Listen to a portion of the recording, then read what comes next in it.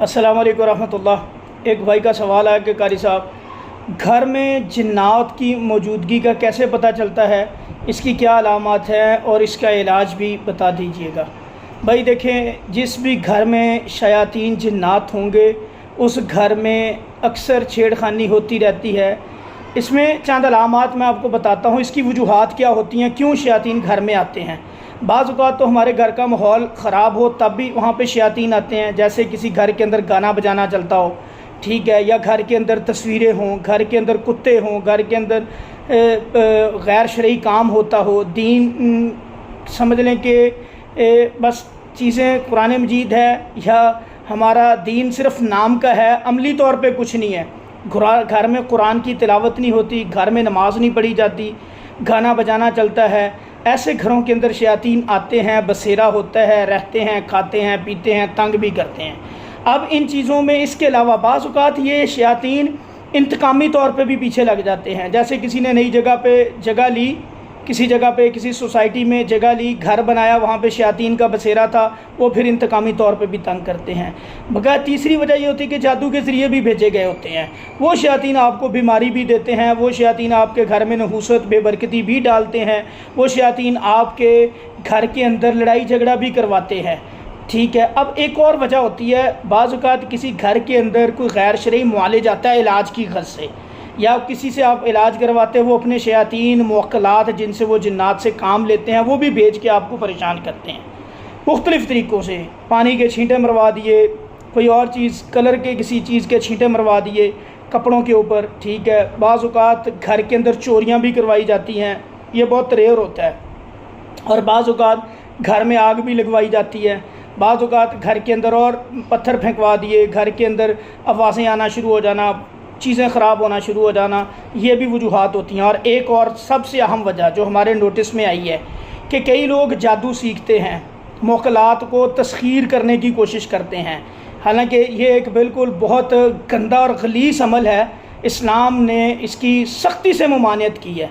सूरा नूर के सूरा इनाम के अंदर आयत नंबर 128 में अल्लाह ताला फरमाते हैं कि जिन लोगों ने जिन्नात को दोस्त बनाया या जिन्नात से काम लिए, और जिन जिन्नात ने इंसानों को दोस्त बनाया, एक दूसरे के लिए काम किए, जैसे मैं चाहूँगा मैं इनको जहन्नम में फेंकूँगा।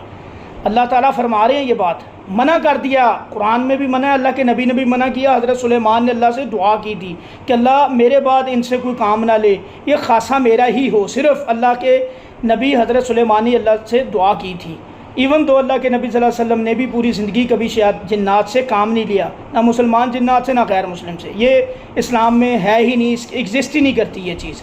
अच्छा, अब अगली चीज़ यहाँ पे ये है कि जब ये लोग ऐसे काम करते हैं, अमलियात का काम करते हैं, सीखते हैं, शैतानी अमल करते हैं, चिल्ले करते हैं, तो ये शयातीन उनको तंग करते हैं, उनकी औरतों को परेशान करते हैं, घरों में आते हैं। और बाज़ औक़ात ये लोग अपने घर वालों से ये चीज़ें छुपाते हैं, लेकिन वो शयातीन इनके मामलात औरतों के बच्चों के ख़राब करते हैं आके, क्योंकि गंदगी गलाज़त उसकी नहूसत हर जगह पे जाती है।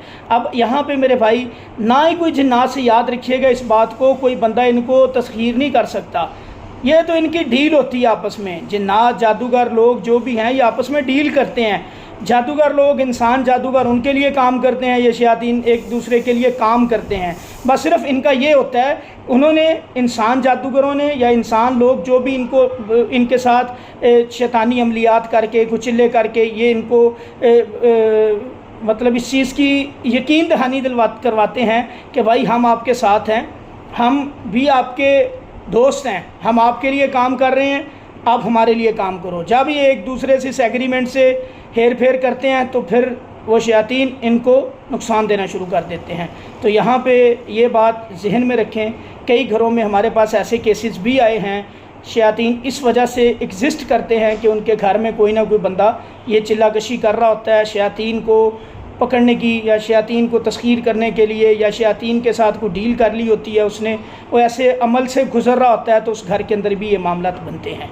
अब यहाँ पे इन सारी चीज़ों का इलाज, आसान इलाज, एक इलाज, सूरा बकरा पढ़नी शुरू कर दें, घर से गैर शरई चीज़ें निकाल दें, नमाज की पाबंदी शुरू कर दें, गाना बजाना ख़त्म कर दें, घर के अंदर तस्वीरें हैं निकाल दें, शक्लों वाले टॉयस निकाल दें, नमाज पंजगाना की अदायगी और सूरा बकरा को मामूल बना लें।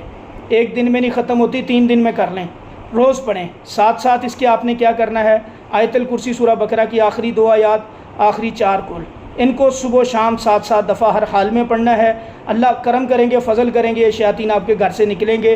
اس کے ساتھ ساتھ آپ نے یہ جو پڑھائی میں نے بتلائی ہے، پانی پہ دم کریں، پانی پہ تھتکار کے اس پانی کو پورے گھر میں، مین دہلیز پہ جو گھر کی ہے وہاں پہ چھڑکیں، سارے گھر میں بسم اللہ اللہ اکبر کہہ کے چھڑکیں۔ واش روم کے اندر نہیں چھڑکنا، دروازوں پہ چھڑکیں، کونوں میں چھڑکیں۔ انشاءاللہ میرے اللہ کے فضل سے جو شیاطین جادو کے ذریعے آئے ویسے پریشان کر رہے ہیں، انتقامی طور پہ کر رہے ہیں، کوئی موکلات، کوئی اس طرح کا کام ہے، اللہ تعالیٰ ان سب سے آپ کو نجات دیں گے انشاءاللہ۔ اللہ کے فضل و کرم سے گھر میں سکون آئے گا، برکت آئے گی، اللہ کا فضل آئے گا، رزق آئے گا، صحت آئے گی، بیماری اللہ ختم کریں گے، نجاست اللہ ختم کریں گے۔ ہماری اس ویڈیو کو آپ نے شیئر بھی کرنا ہے، چینل کو سبسکرائب بھی کرنا ہے، لائک بھی کرنا ہے۔ السلام علیکم ورحمۃ اللہ۔